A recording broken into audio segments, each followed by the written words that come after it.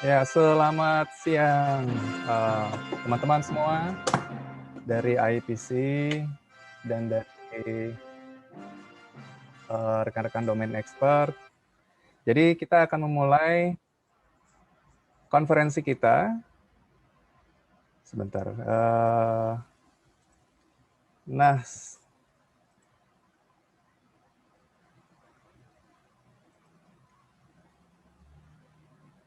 ya, sudah kelihatan ya? Iya, Pak. Sudah kelihatan. Ya, jadi memang kita akan mempunyai dua sesi. Pertama adalah sesi eksternal dan kemudian yang kedua memasuki ke sesi internal. Jadi seperti yang tadi telah dijelaskan oleh Pak Efrata, bahwa di sesi pertama ini kita akan ditemani oleh 4 orang expert, domain expert yang memang fokus ke arah external challenges. Dari pengalaman-pengalaman mereka, kita berharap kita bisa mendengarkan banyak insight atau banyak pengalaman gitu untuk dapat menjadi masukan bagi kita bagaimana kita bisa mentransformasi bisnis kita dan mentransformasi lingkungan kerja kita. Nah, sorry.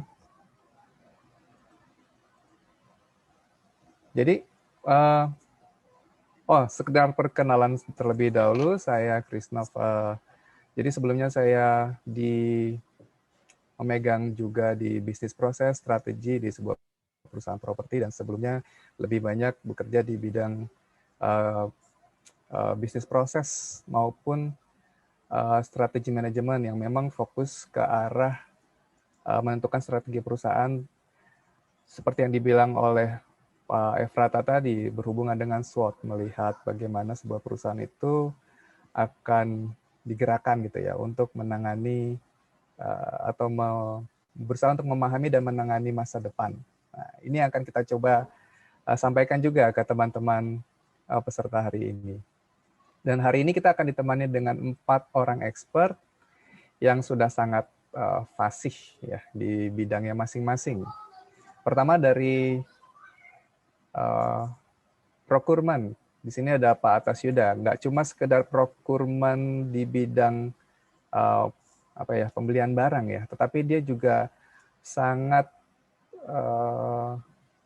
ahli di bidang uh, uh, apa uh, urusan pembelian urusan berhubungan dengan pembelian barang di BUMN yang notabene banyak berhubungan juga dengan bidang legal gitu. Jadi rekan-rekan nanti bisa lihat gerakan-gerakan dari Pak Atas Yuda dalam bidang procurement ini menjadi lebih luas karena berhubungan dengan bidang-bidang yang lain. Nah, kemudian ada Pak Andi Satya, ini akan berhubungan dengan kontrak dan compliance. Jadi terus ada Pak Yoga dalam trade finance, dan Dr. Dina itu nanti akan lebih besar dalam logistik, mentransformasi bisnis dalam logistik. Nah, kalau rekan-rekan bisa lihat saat ini, jadi waktunya adalah 30 menit masing-masing dan 15 menit pertama digunakan untuk presentasi daripada para expert kita dan 15 menit berikutnya merupakan question dan answer yang dilakukan oleh panelis dan juga rekan-rekan peserta. Nah, di sini saya boleh tekankan bahwa teman-teman peserta itu boleh bertanya langsung melalui chat ya, karena nanti voice kita akan di-mute saat presentasi dan nanti pertanyaan boleh disampaikan melalui chatting yang sudah tersedia di Zoom. Jadi rekan-rekan bisa langsung chat di situ kepada everyone, nanti pasti akan kita pick up dan kita akan sampaikan kepada panelis untuk bertanya bersama terhadap domain expert tadi atau bagian dari domain expert yang telah dijelaskan. Baik, jadi ada 4, Pak Atas Yuda, Pak Andi, Pak Yoga, dan Dr. Dina. Dokter, ini bukan dokter ya, Dr. Dina. Sekarang kita akan masuk ke bagian pertama, yaitu ke Pak Yuda. Sedikit penjelasan bagaimana Pak Atas Yuda, pengalaman Pak Atas Yuda. Jadi Ini sangat ekspertis dalam bidang procurement dan nggak cuma sedikit bidang pekerjaannya. Dulu pernah di Pelindo 3, lalu di Semen Gresik, Jasa Marga, Angkasa Pura, PPD, BJTI, dan banyak sekali sampai di sini sudah ada mungkin 10 lebih gitu ya perusahaan yang pernah dia pegang. Dan juga berhubungan dengan pengadilan, juga pernah ke BANI, KPPU, PT UN, Tipikor, dan sebagainya. Jadi pengalamannya sudah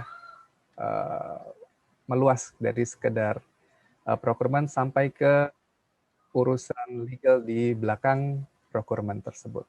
Nah, Pak Tasyuda hari ini akan membawakan kita Procurement Transformation in COVID-19. Jadi tempat waktu saya serahkan kepada Pak Tasyuda untuk menyampaikan insight-nya. Terima kasih. Pak Tasyuda silakan. Ya, terima kasih Pak Krisnov. Assalamualaikum warahmatullahi wabarakatuh. Selamat siang Bapak Ibu semuanya. Pada kesempatan pertama ini, izinkan kami untuk menyampaikan beberapa insight supaya menjadi trigger atau pemantik diskusi kita pada waktu berikutnya. Bapak Ibu, kita akan berdiskusi terkait dengan procurement transformation in COVID-19 ya. Jadi seperti tadi disampaikan oleh Bang Efrata bahwa external challenges ini jadi sangat luar biasa, terutamanya di bidang procurement. Kenapa kita harus benar-benar melihat ini sebagai sebuah kesempatan, sebagai tantangan untuk kita move on, lebih maju. Jadi seperti tadi disampaikan oleh Pak Manajen, saya nggak bisa next. Jadi sebagaimana tadi disampaikan oleh Pak Krisnov bahwa saya selain berkecimpung di bidang pengadaan di BUMN atau BUMD atau di entitas-entitas pengadaan yang lain, kita juga terlibat di, sebentar saya stop share dulu, Bapak Ibu mohon izin.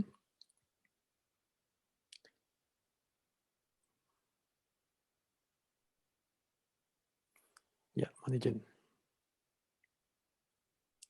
Ya, ini seperti tadi sampaikan, jadi kita juga punya rekam jejak di beberapa perusahaan BUMN kaitannya dengan ini adalah sebagian dari klien-klien kami Bapak Ibu, karena sebenarnya saya adalah konsultan independen di bidang procurement and supply chains, dan ini klien menggunakan jasa kami terkait dengan bagaimana membangun atau memberi solusi terkait dengan proses procurement yang ada.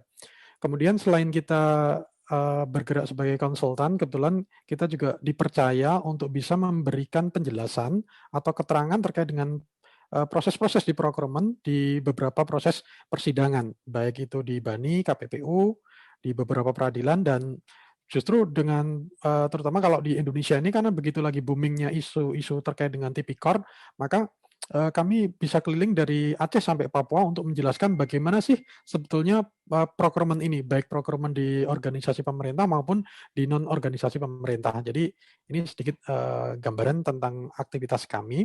Nah Bapak Ibu, ketika kita berbicara procurement, pengadaan, maka mau tidak mau procurement ini adalah sebuah irisan pada supply chain, kegiatan supply chain ya.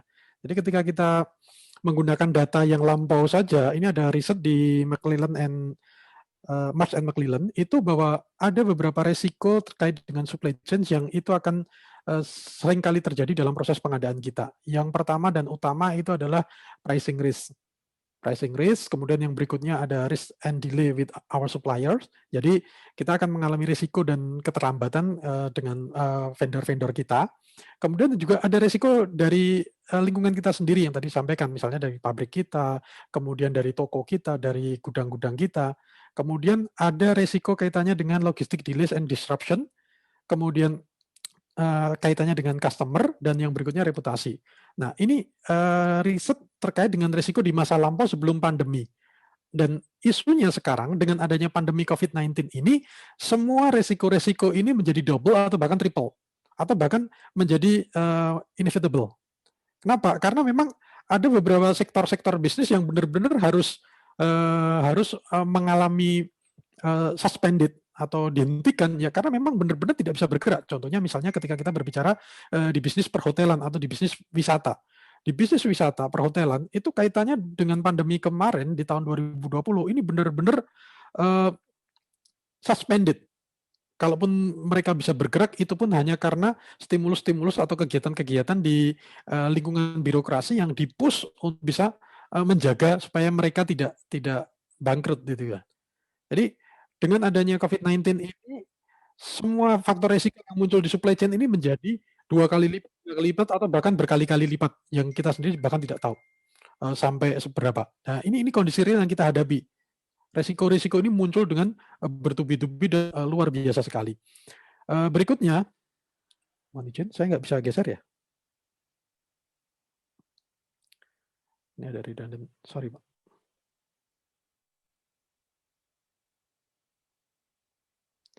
Berikutnya, kita juga perlu melihat dari sisi government.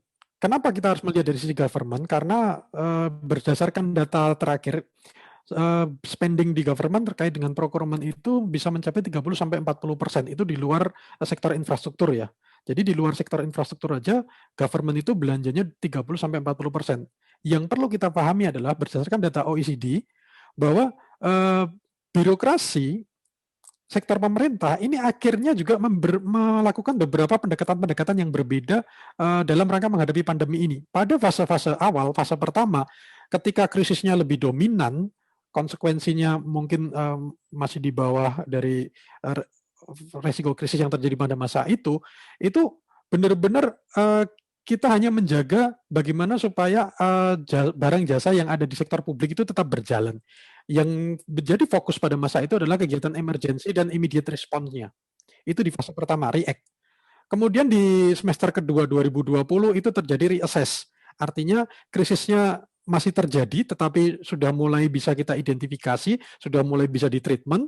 Kemudian faktor konsekuensi dan recovery-nya sudah mulai kita pertimbangkan, sudah mulai kita pikirkan. Itu di fase kedua, reassess. Itu berada di semester kedua 2020 kemarin. Nah, berikutnya yang perlu dilakukan pada masa 2021 sampai seterusnya nanti kita akan melakukan rebuild. Fase ketiga, di mana krisisnya masih terjadi, tetapi konsekuensi dalam penanganan krisisnya ini sudah bisa dilaksanakan dengan relatif smooth. Ya, walaupun kita lihat vaksinasi masih seperti itu karena kaitannya dengan supply-nya yang masih memang sangat terbatas dibandingkan demand yang luar biasa, tetapi konsekuensi yang terjadi di sini sudah lebih besar dibanding krisisnya itu sendiri. Dan yang perlu kita pertimbangkan adalah bagaimana kita melakukan recovery. Nah, di proses recovery ini, Bapak Ibu, procurement dan infrastrukturnya itu perlu kita kelola sedemikian rupa sehingga kita bisa memiliki kontribusi dalam rangka perbaikan ekonomi dan juga lingkungan, khususnya untuk kepentingan organisasi kita sendiri. Jadi ini fase yang ada di pemerintahan yang nanti bisa menjadi pertimbangan kita ketika kita mempertimbangkan bisnis kita selanjutnya seperti apa. Nah, kondisi-kondisi seperti ini, special circumstances seperti ini kadang kita perlu kembali kepada teori-teori dasar dalam proses procurement. Jadi kalau kita memiliki organisasi yang kemarin procurement-nya terlalu rigid atau terlalu detail atau kurang dinamis, maka kita perlu kembali kepada teori-teori dalam procurement yang salah satunya kami ambilkan dalam Cambridge Handbook of Procurement, itu bagaimana tata kelola procurement di dalam special circumstances itu perlu di setting ulang, perlu ditata ulang. Di sini disampaikan bahwa pada sebuah kondisi emergensi di mana kita butuh barang ataupun jasa, maka menghadirkan sebuah proses tender yang kompetitif itu mungkin akan sangat sulit sekali, baik karena pandemi ataupun kondisi yang ada di supplier-supplier kita. Makanya dalam proses kegawat daruratan seperti ini, maka kita harus mengakuisisi barang atau jasa tadi dengan relatif lebih sederhana, lebih simpel, tidak menggunakan proses tendering yang mungkin melalui beberapa tahapan-tahapan tadi. Nah, kalau di Cambridge ini dinyatakan apa sih yang bisa membuat tahapan special circumstances ini? Ini salah satunya adalah natural disaster, kemudian ini immediate safety, dan yang berikutnya adalah security issues. Jadi ada bencana, sekarang ada darurat kesehatan, kemudian ada safety atau keselamatan yang harus kita utamakan, harus kita selesaikan, dan yang berikutnya adalah kaitannya dengan isu-isu keamanan. Nah, kita perlu melihat kepada tata kelola pengadaan di organisasi kita. Apakah konsepsi dari special circumstances ini sudah mulai kita adopt atau bahkan sudah mulai kita bangun di organisasi kita? Karena kalau kita belum membangun regulasi kaitannya dengan kondisi spesial seperti ini nanti kita akan terjebak kepada normal lama. Padahal sekarang kita bicaranya harus new normal, atau kalau bahasa saya malah lebih ekstrim lagi, next normal. Kita itu menuju normal baru, normal yang berikutnya. Sehingga kita perlu mengadjust, menyesuaikan aturan-aturan yang ada di organisasi kita. Dan ini yang perlu kita ingat.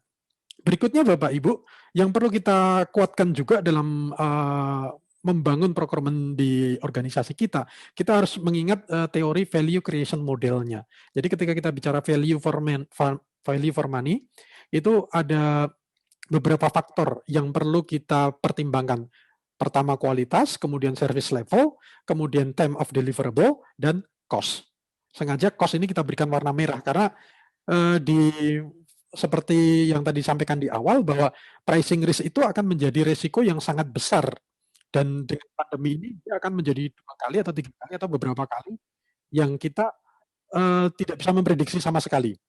Sehingga ada beberapa model yang kita perlu tekankan dalam proses pengadaan kita atau procurement kita.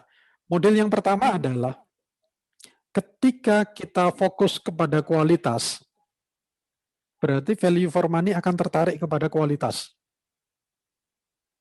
Ya, sehingga dari sisi biaya, sisi waktu, dan service level, ini juga akan berpengaruh. Idealnya, value for money itu kan berada di tengah-tengah semua komponen ini.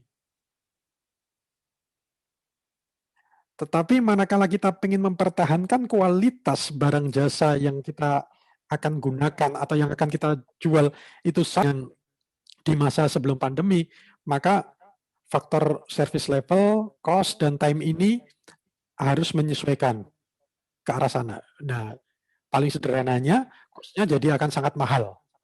Ya kan? Waktunya jadi lama, service levelnya pun juga harus mengikuti. Ini model yang pertama. Tapi kalau kita menggunakan model yang kedua, ketika kita fokus kepada kecepatan, maka kualitas service level dan biaya ini yang mengikuti. Jadi kalau kita butuh layanan cepat, maka biaya harus mahal. Tapi kalau kita butuh layanan yang cepat, kualitasnya pun juga seadanya atau sewajarnya. Demikian juga dengan service levelnya. Ini value creation model yang kedua. Jadi kalau kita mengutamakan kecepatan, maka yang terjadi nanti seperti ini. Kembali lagi, kita tidak bisa bernostalgia dengan biaya, dengan kualitas, dengan service level di masa yang lampau. Karena itu nanti akan mengalami adjustment yang luar biasa. Dan yang berikutnya, kalau kita ingin hanya mempertahankan biaya seperti di masa yang lampau, ini yang akan terjadi. Ini value creation model yang ketiga. Artinya kalau kita tidak ingin menambah biaya dalam proses pengadaan barang dan jasa kita, ya mau tidak mau kualitas dan service level itu harus kita korbankan, kita melakukan downgrade, dan waktunya pun juga tidak bisa kita harapkan. Karena memang fokus kita adalah biaya, dan ini tidak mungkin di masa next normal ini. Kalau kita pengen kembali ke nostalgia masa lampau, itu sudah jelas-jelas tidak mungkin. Contoh paling sederhana, kita mau mengadakan meeting saja, ini semua peserta sudah harus melakukan swab antigen minimalnya, atau rapid test minimalnya. Kita mau melakukan perjalanan, mau hire konsultan nanti sudah akan mempertimbangkan biaya mobilisasinya, itu sudah include dengan protokol kesehatan yang memang nilainya juga tidak murah. Contoh misalnya kalau pengen swab cepat 2,7 sampai 2,9 juta. Itu swab yang sehari jadi atau 4 jam jadi itu ya. Yang kayak di Istana Presiden kan begitu.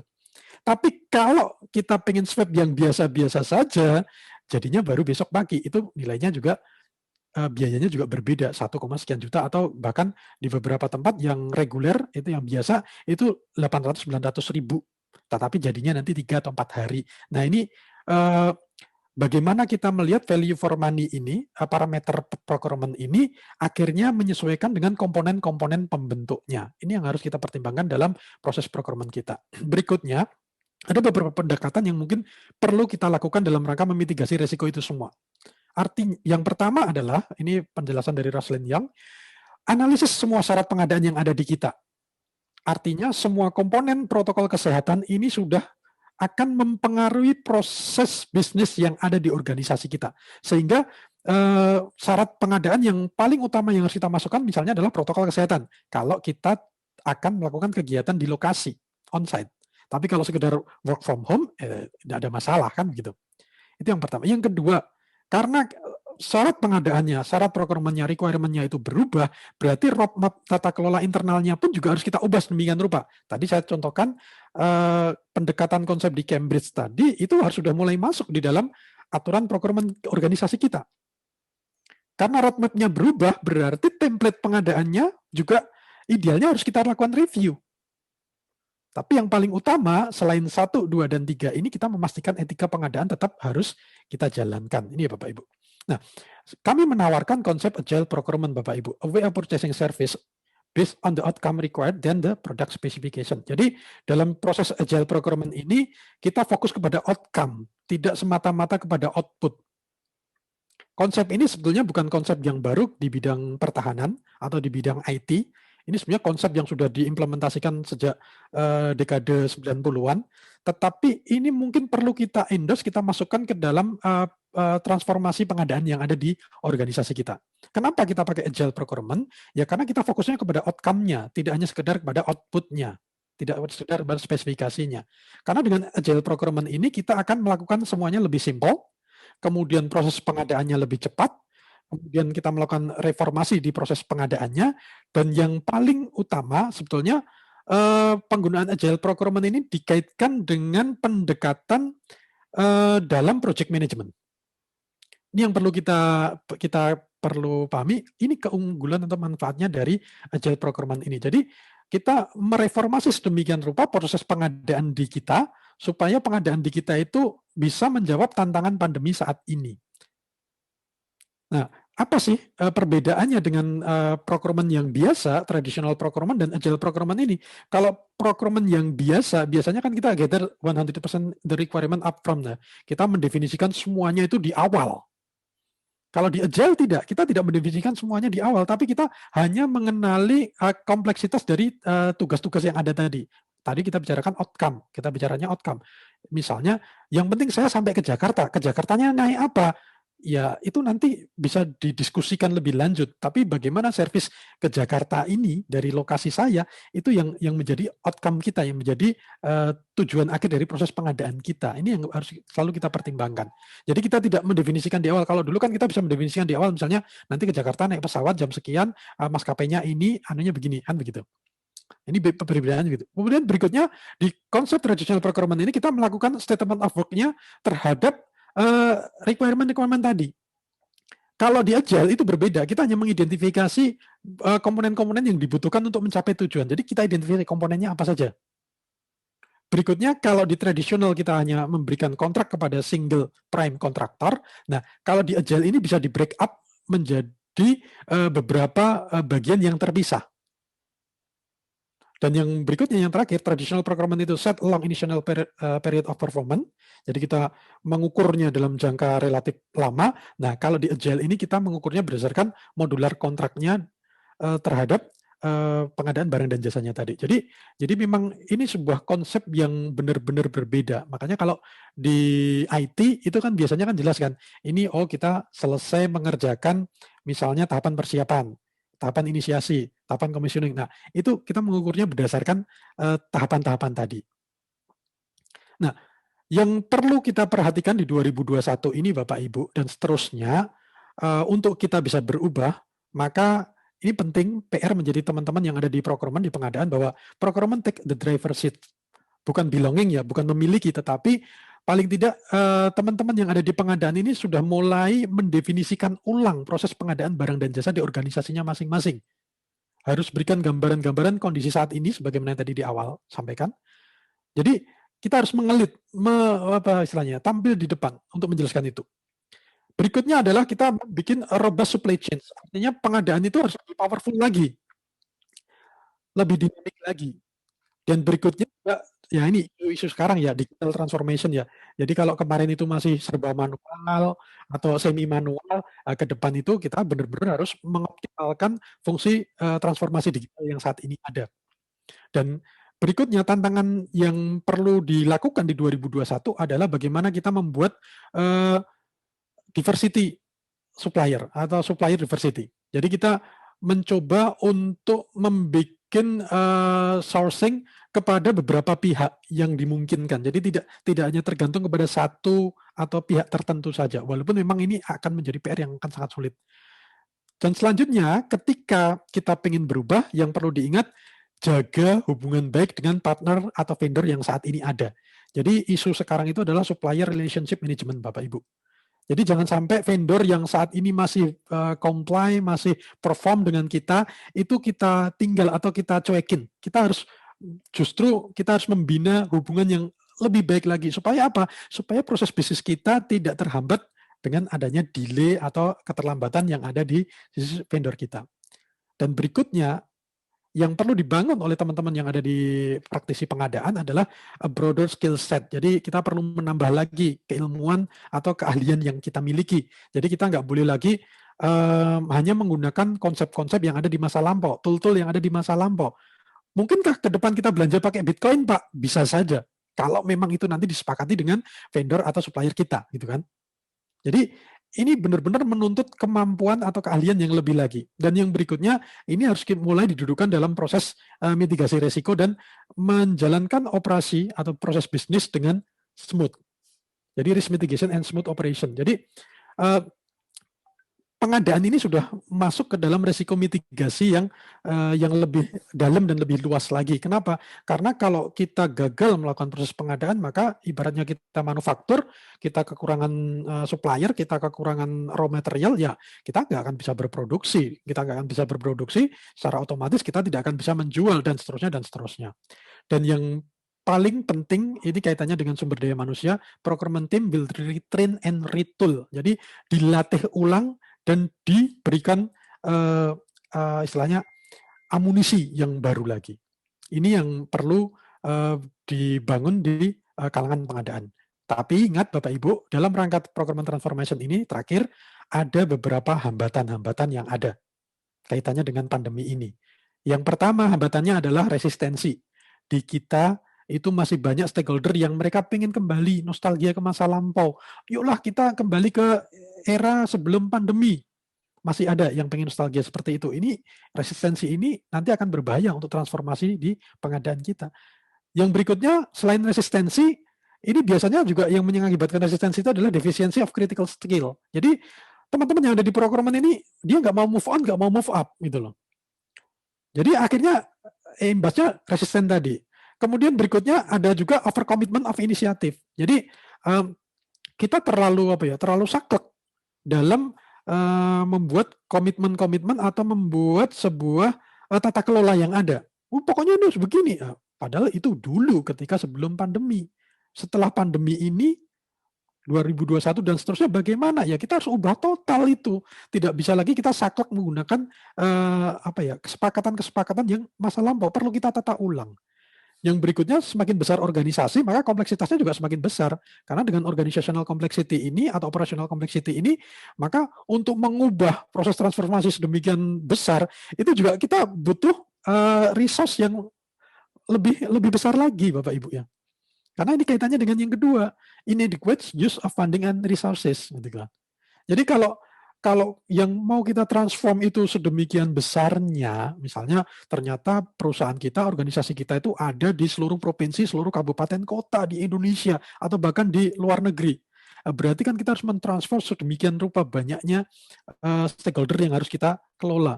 Padahal dana atau resource yang kita miliki tidak sebesar itu. Oh kan kita bisa pakai e-learning atau blended learning atau dan lain sebagainya. Iya, itu tool yang dimiliki, tetapi balik lagi untuk bisa menggunakan tool tadi, kita balik kepada resource sumber daya manusia yang ada dulu. Nah, yang lebih parah lagi data related issues, artinya ada beberapa permasalahan-permasalahan terkait dengan data. Misalnya contoh sederhana, data pelatihan, data kompetensi, data keahlian, kemudian data resource yang ada di masing-masing titik organisasi kita, itu juga masih perlu kita perlu kita kelola ulang. Kenapa? Karena tidak semua perusahaan atau semua organisasi itu memiliki data yang benar-benar komplit kaitannya dengan transformasi pengadaan ini. Karena kalau kita belum memiliki basis data yang relevan, yang memadai, kita mau melakukan perubahan apapun itu jadinya useless, jadinya tidak worth it. Kenapa? Karena kita akan membuang percuma resource tadi untuk melakukan sesuatu yang tidak berbasis data. Nah, ini yang harus kita hindarkan. Karena kalau sudah seperti itu, kaitannya nanti juga dengan pembiayaan, dengan resource, dan lain sebagainya. Dan yang paling utama, Bapak Ibu, barrier ketika kita melakukan proses transformasi ini adalah kurangnya komitmen dari eksekutif organisasi yang ada.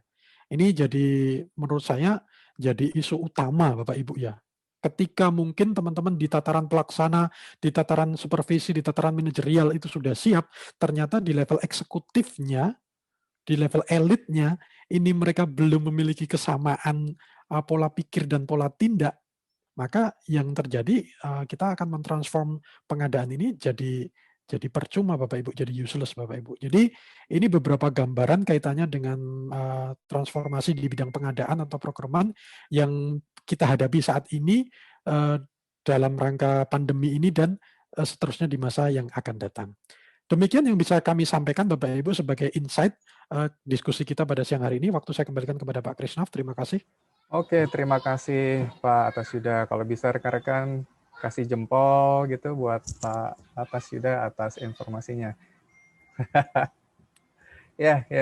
Jadi di sini kita punya rekan-rekan panel ya, yang saya harap bisa bertanya langsung. Kita bisa ngobrol langsung di forum ini, di panel di session pertama ini antar panelis Pak Andi, Pak Yoga, dan Bu Dina untuk langsung bertanya sehingga suasananya kita bisa seperti ngobrol aja. Mungkin bisa dimulai dari diskusi Pak aja Andi. Ya, bukan bertanya ya, diskusi aja ya. Ya. Saya persilahkan Pak Andi. Baik, terima kasih Pak Krisnov, Pak Atas.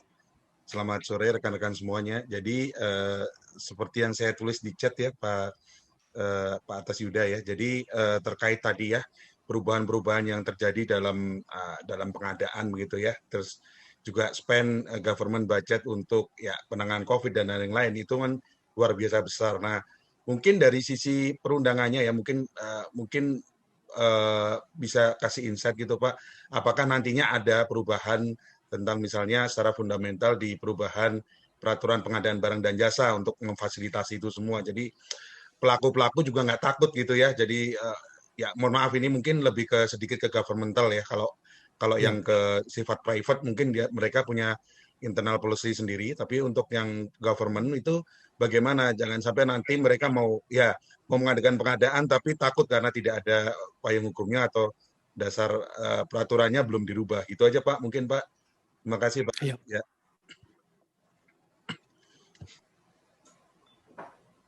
Ya, silakan Pak Ataswida. Ya, jadi terima kasih responnya Pak Andi. Jadi kalau kaitannya dengan yang spending di government, di pemerintahan, itu sejak pandemi COVID di bulan Maret, April 2020 itu pemerintah melalui LKPP itu sudah menerbitkan petunjuk teknis bagaimana proses belanja barang dan jasa di pemerintahan dalam rangka penanganan pandemi. Juga ada beberapa aturan-aturan yang muncul baik dari Kementerian Dalam Negeri, kemudian dari BPKP, bahkan ada surat edaran juga dari KPK kaitannya dengan bagaimana kita mengelola pengadaan barang dan jasa. Sebetulnya kalau aturan itu sudah dimunculkan komplit Pak, tetapi memang pada masa itu sampai akhir tahun kemarin itu masih ada isu sensitifnya. Isu sensitifnya adalah adanya pembuktian kewajaran harga yang tidak spesifik, yang tidak detail. Sehingga di sini banyak teman-teman itu yang akhirnya curhat ke kita, kenapa kok ini jadi bagaimana bentuk pertanggungjawabannya, bagaimana bentuk tata kelolanya.